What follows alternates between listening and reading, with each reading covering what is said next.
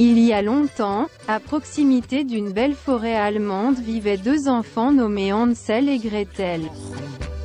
Son père était bûcheron et chaque jour il se rendait dans la forêt pour chercher du bois de chauffage à vendre au village. Sa mère était morte d'une fièvre et quand son père s'est remarié il l'a fait à une femme pleine d'air et de petits oiseaux dans la tête. « Madame, puis-je mettre la table ?» demanda Hansel. Elle le regarda et dit « Oui, mets la table, pour ce que nous avons à manger, » dit-elle plaintivement. « J'aurais eu de bonnes gourmandises si j'avais choisi un meilleur mari. »« Madame, » lui dit Gretel, « puis-je vous aider avec le balai ?» Elle la regarda en boudant et lui dit « Est-ce que tu me traites de sorcière? Continuez, buvez et balayez bien.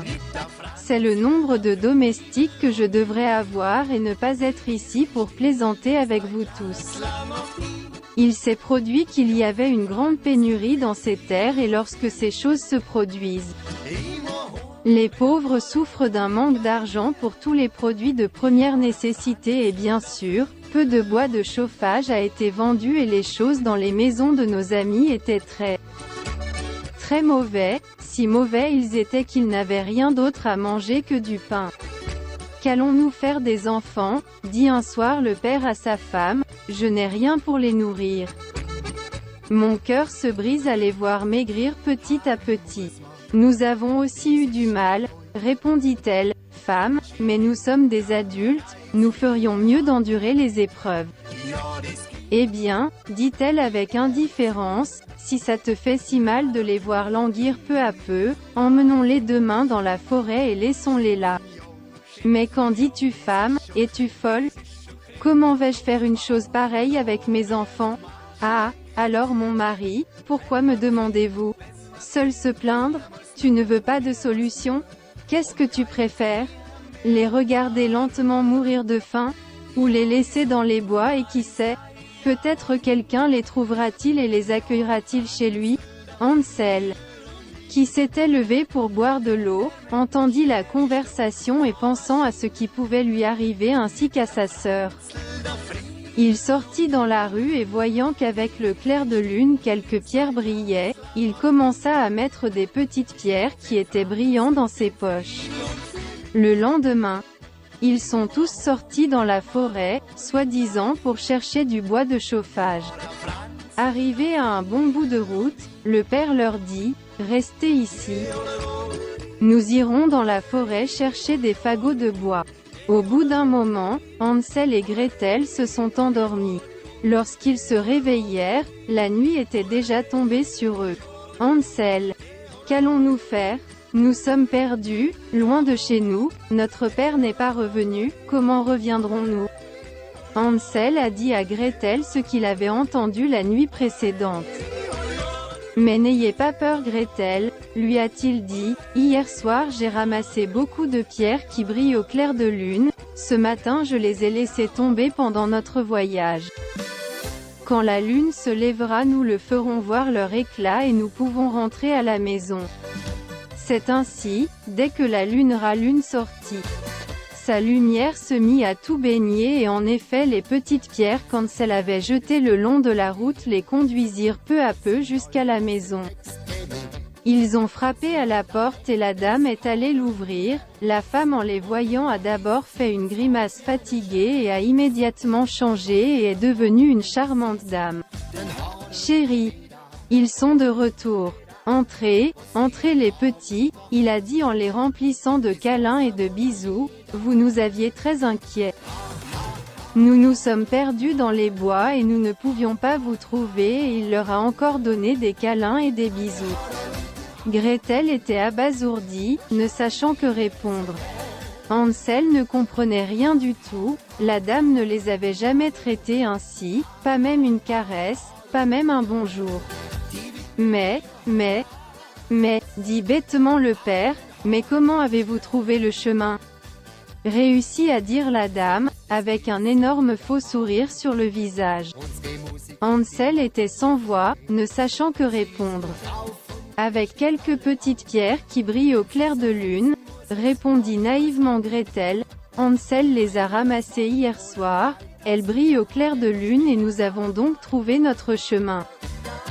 En disant cela, la femme regarda Hansel avec surprise et ajouta immédiatement, « Eh bien, merveilleux, maintenant que tout le monde dorme, Yal, dit-elle en regardant Hansel, demain est un autre jour. » Cette nuit-là, Hansel était de nouveau à l'affût pour voir s'il entendait une conversation entre ses parents et c'était effectivement le cas. « Que ferons-nous » dit son père. « Tais-toi » répondit la grincheuse, tu reviens avec tes histoires, tes plaintes et tes pleurs pitoyables, demain nous retournerons dans la forêt, mais il faudra aller plus loin encore. Ne pensez-vous pas que ce qui s'est passé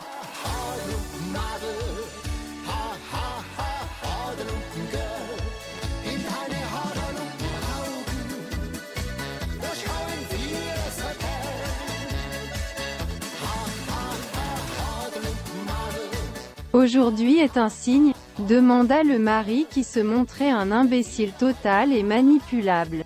Un signe, la seule chose qui montre.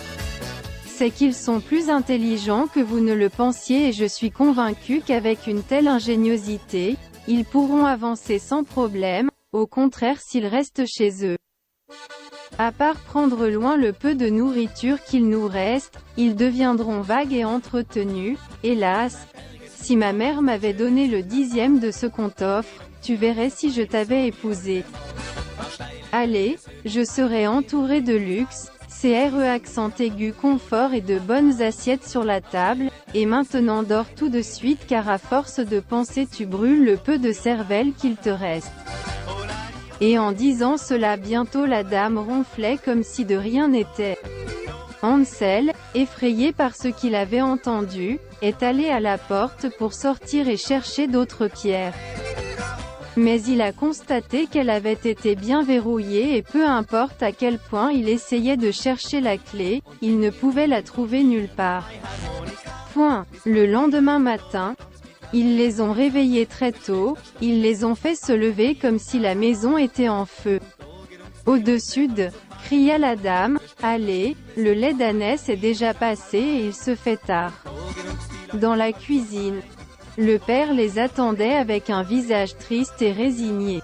La dame lui lança un regard de reproche et se tournant immédiatement vers les enfants, elle donna à chacun un petit morceau de pain et dit « Allez mon cher, nous devons chercher du bois de chauffage pour voir si nous pouvons vendre et gagner de l'argent pour vous donner à tout le pain dont vous avez besoin. » Moi, dit Gretel, je ne me sens pas très bien aujourd'hui, je devrais rester à la maison pour avoir chaud et donc quand tu reviendras je t'attendrai avec de la soupe. Soupe? La dame a été surprise.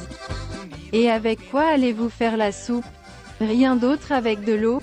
Allez, ne te plains pas, l'air tira à merveille, quand j'avais ton âge, wow, tout de suite Hansel a dit, tu t'en souviens encore? Garçon, ne m'interromps pas, je suis beaucoup plus jeune que je ne parais, lui dit-elle sèchement et assez ennuyée, oh!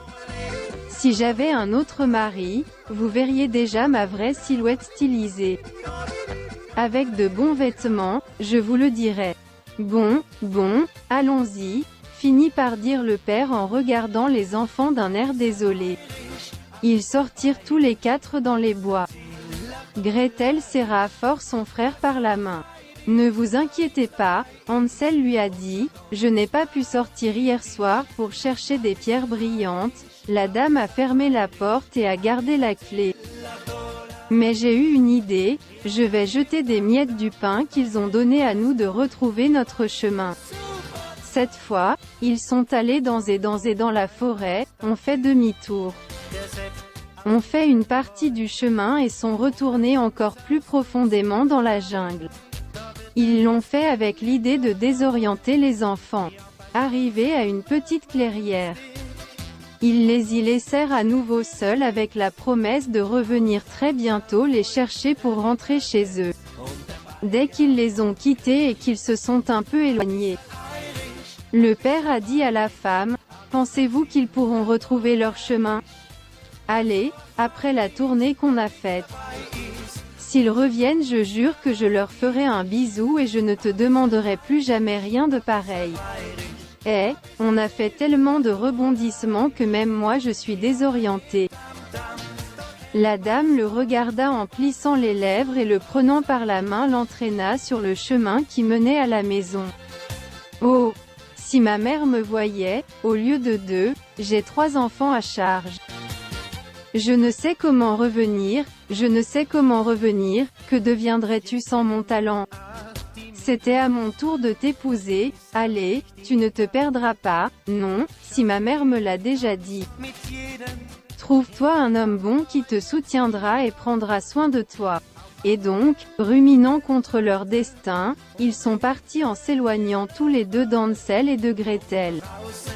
Les enfants n'ont pas attendu cette fois le retour de leurs parents, car s'ils attendaient la nuit, la chapelure ne brillerait pas comme les pierres de la veille. Alors une fois qu'ils les ont vus disparaître, ils se sont levés et ont commencé le chemin du retour. Mais hélas! Quelle surprise ils ont eue quand ils ont vu que les petits oiseaux avaient mangé les miettes de pain que Hansel avait éparpillées sur la route. « Que ferons-nous » demanda Gretel. Les oiseaux ont mangé le pain. Hansel la regarda stupéfait. « Non, non, je ne sais pas, Gretel, nous avons fait tant de fois le tour que je ne saurais pas rentrer chez moi. » Ils se sont blottis sur le sol et avant la tombée de la nuit, ils ont décidé de commencer à marcher à la recherche d'un chemin qui pourrait les mener à la rivière. À un village ou peut-être rencontrer quelqu'un qui pourrait les guider. Ils marchèrent longtemps et au loin ils purent voir une traînée de fumée, probablement du poêle d'une maison. Ils se sont dirigés vers la fumée.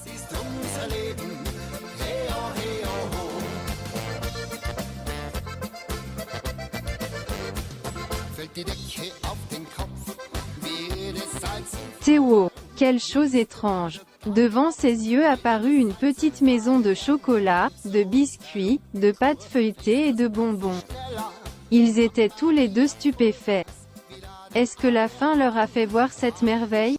Avaient-ils halluciné? Pas à pas ils se sont rapprochés et Gretel, prenant un morceau de mûre, l'a mangé et a ouvert les yeux en hallucination. C'était délicieux. C'était du gâteau. Hansel. Il a dit à son frère, « Mange. C'est réel. Ce n'est pas un rêve. » Hansel commença à manger, arrachant également des morceaux de mûre et une partie de la fenêtre. Ils étaient tous les deux dans cet agréable festin quand soudain la porte de la maison s'ouvrit et une femme assez âgée en sortit qui les regarda en souriant. « Mange des petits. Mange tout ce que tu veux, dit-il, ne t'inquiète pas. » Les enfants étaient silencieux. « Allez, ne sois pas timide, tu avais faim non? Que se passe-t-il? Avez-vous perdu ?»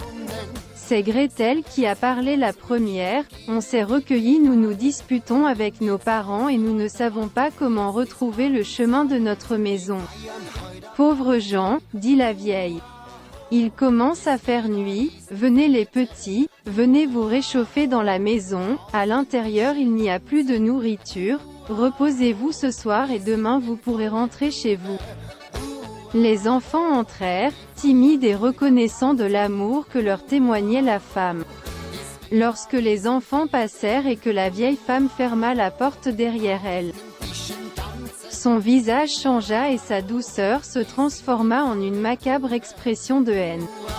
Il les a traités avec beaucoup de soin et de délicatesse pendant le dîner, il leur a apporté du lait, des biscuits, des morceaux de gâteau et il les a loués avec des mots affectueux.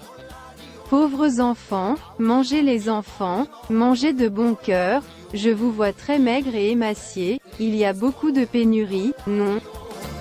Tu n'auras pas faim ici. » En disant ça, il attrapa les bras de Hansel et dit, « Tu as peu de viande, mon garçon, tu vas devoir grossir un peu. » Et en regardant Gretel, dit-il, « Tu peux m'aider avec le tâche ménagère pendant que vous prenez du poids. » « Mais, nous partirons demain, dit Gretel, notre père sera triste pour nous. » Bien sûr, petit. Ne fais pas attention à cette vieille, j'ai un peu la tête qui tourne. » Lorsqu'ils rassasièrent leur appétit, ils tombèrent soudain dans une grande somnolence et une lourdeur qui les fit presque s'endormir sur place. La vieille femme les regarda tranquillement et avec un étrange sourire. Hansel eut peur de voir le visage de la vieille femme, il essaya de se réveiller mais ses yeux se fermèrent malgré lui et sans savoir comment il s'endormit profondément. Lorsqu'il ouvrit les yeux, il fut très surpris car il se trouvait dans une sorte de cage dans un endroit sombre. Il tenta de sortir de son confinement mais un énorme cadenas l'en empêcha. Il ne savait pas combien de temps il était enfermé là-bas mais soudain la porte s'ouvrit et il vit sa sœur apparaître avec un seau et un balai. « Hansel, » lui dit Gretel en s'approchant de lui. « Tu t'es réveillé. Que s'est-il passé Gretel ? Pourquoi suis-je emprisonnée dans cette cage ? Oh Hansel, ce matin quand je me suis réveillée je m'accrochais à des chaînes. La dame de cette maison est horrible, hier soir je ne sais pas comment nous n'avons pas vu son vrai visage, elle est laide, ridée et méchante, très mauvais. Elle m'a enchaînée et elle m'oblige à faire tout le ménage. Il ne me laisse pas me reposer et si j'arrête de faire mon travail il se mettrait en colère et menace de me mettre dans un grand chaudron et de me cuisiner. » Hansel n'est pas sorti de son étonnement. « Fille, » dit la vieille femme en se penchant à la porte, « tu marmonnes tellement là, ah, ton frère s'est déjà réveillé. » Il s'est approché de la cage et à ce moment Hansel a vu à quel point la vieille dame de la veille était devenue horrible. Il faut grossir pendant des jours pour pouvoir bien manger. Gretel la regarda surprise. Allez, allez, ne perdez pas de temps en bavardages inutiles, vous avez fort à faire. La gentille vieille dame qui les avait reçus avec tant d'affection s'est avérée être une horrible sorcière qui avait cette petite maison dans les bois à la recherche de personnes affamées pour venir les attraper afin qu'elle puisse les manger plus tard. Gretel était enchaînée avec une chaîne et une longue chaîne pour qu'elle puisse accomplir toutes les tâches qui lui avaient été confiées. Et Hansel avait été enfermé dans une cage pour l'engraisser et le manger en premier. Chaque jour, elle apportait de la nourriture à Hansel et de la bonne nourriture en plus, des poulets rôtis, des pieds d'agneau, des pommes de terre cuites aux petits pois, des gâteaux pour le dessert et beaucoup de fruits. Elle donnait à Gretel les restes de ce qu'elle et Hansel ne mangeaient pas du tout.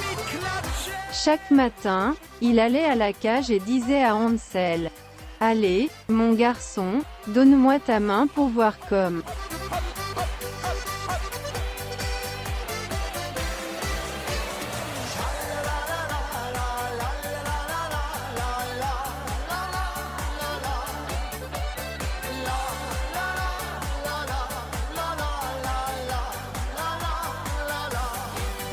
« M'en tu vas », mais elle lui donnait une patte de coq pour que la vieille ne sache pas s'il était gros ou non.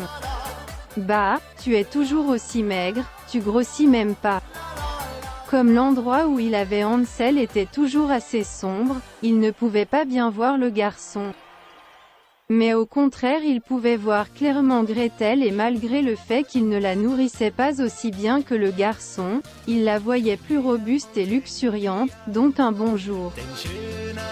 Il a décidé qu'il mangerait Gretel rôtie et avec une bonne sauce. « Petite fille, regarde le four pour voir s'il est déjà chaud pour cuire le pain. » Gretel, qui au bout de quelques jours connaissait bien ses intentions, lui répondit : « Je ne sais pas si le four est assez chaud pour le pain, il faudra rajouter du bois de chauffage, silly girl. Tu n'as qu'à t'approcher et regarder à l'intérieur. » Gretel s'approcha mais au lieu de regarder dans le four, elle regardait par un autre trou. « Mais qu'est-ce que tu fais donc Méma ? À droite, plus bas. Plus haut, à ta gauche, AGH dit la sorcière très en colère, là, c'est là qu'il faut regarder. » Sur ce, Gretel, qui avait reculé, lui donna un coup si fort que la sorcière entra tout entière dans le four et Gretel ferma rapidement la porte pour ne pas pouvoir sortir. Ah dégoûtant, quand je sors d'ici. Je vais te broyer et te manger avec une grande poêle de champignons. Gretel a couru chercher la clé qui la libérerait de l'entrave, puis a relâché Hansel, lui racontant tout ce qui s'était passé. Ils coururent à travers la forêt et trouvèrent finalement la rivière. Ils ont trouvé un pont qui leur permettrait de traverser de l'autre côté et ils ont enfin pu retrouver le chemin du retour. Ils ont frappé à la porte et c'est leur père qui leur a ouvert. Quand il les a vus, il a pleuré amèrement et les a beaucoup serrés dans ses bras et les a embrassés encore et encore. Il leur raconta tout le plan diabolique qu'ils avaient imaginé pour les laisser dans la forêt et combien il était désolé d'avoir été emporté dans une idée aussi horrible. Sa belle-mère, en colère contre les plaintes que le père avait à tout moment à cause de ce qu'ils avaient fait un bon jour de marché quand ils essayaient de vendre du bois de chauffage, a commencé à se disputer avec l'homme. Tu m'as déjà nourri de tes pleurs et gémir, regarde, tu restes là. Il y aura tant d'hommes dans la vie qui me donneront de la bonne nourriture et de bons vêtements. Elle était tellement en colère qu'elle a trébuché sur une des pierres par terre et quand elle est tombée elle a pris un mauvais coup et mort sur le coup. Les enfants racontèrent à leur tour tout ce qui leur était arrivé chez la sorcière. Le père ouvrit les yeux effrayés. Heureusement mes enfants que vous ayez pu vous échapper.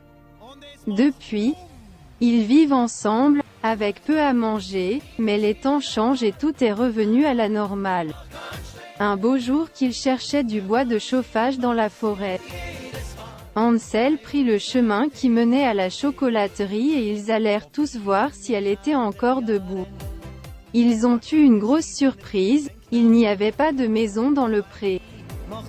Aucun signe qu'il y avait eu une maison là-bas.